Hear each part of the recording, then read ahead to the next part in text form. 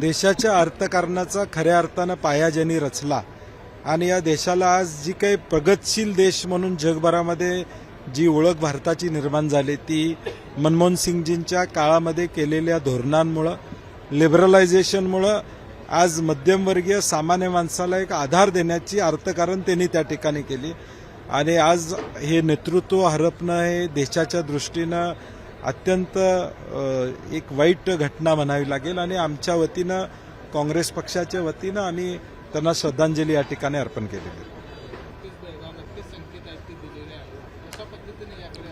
नाही, काँग्रेस वर्किंग कमिटीमध्ये अनेक मुद्द्यांवर चर्चा झाली, परंतु काल आम्हाला तिथंच सांगण्यात आलं होतं की त्याचे स्पोक्सपर्सन जे सांगतील तीच भूमिका लोकांच्यापर्यंत या ठिकाणी झाली आणि म्हणून काही धोरणात्मक निर्णय त्यामध्ये घेतलेले. त्याची काल माहिती प्रेस कॉन्फरन्सच्या माध्यमातून आमच्या प्रवक्त्यांनी देशातल्या सर्वांनाच या ठिकाणी दिलेलं आहे.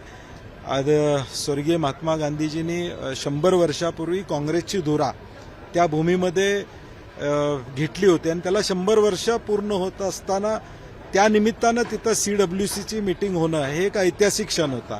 आणि म्हणून देशभरातून काँग्रेस वर्किंग कमिटीचे आम्ही सगळे मेंबर्स त्या ठिकाणी आलो होतो आणि पुढचं वर्षभराचं काँग्रेस पक्षाचं धोरण, उद्याच्या भविष्यकाळात कुठल्या दिशेनं आपल्याला जायचं आहे, काय भूमिका असेल याचं स्पष्टता त्या बैठकीमध्ये त्या ठिकाणी झाली.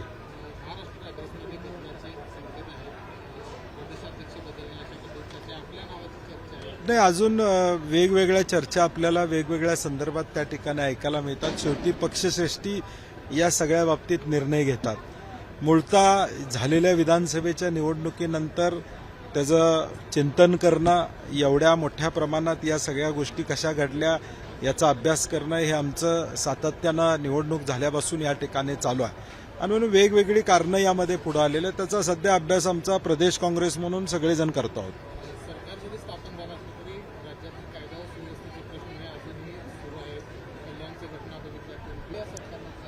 नाही, सरकार सत्तेसाठी ज्या पद्धतीनं प्रयत्न केला तसं राज्याला पुढे घेऊन जाण्यासाठी प्रयत्न करते असं वाटत नाही.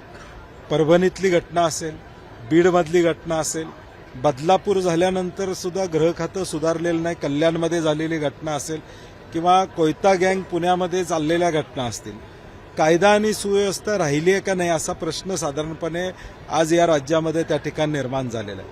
अर्थकारण बिघडलेलं आहे.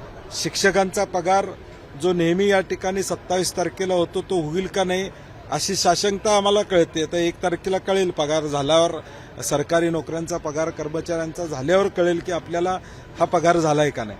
आणि म्हणून एकूणच या राज्याची अवस्था सत्तेसाठी काही पण आणि त्याचे परिणाम आता आपल्याला भोगताना पाहायला मिळतात. मला वाटतं गृहमंत्री आणि मुख्यमंत्री महोदयांनी ऑन द फ्लोअर सांगितलेलं आहे की आम्ही कुणाची गय करणार नाही.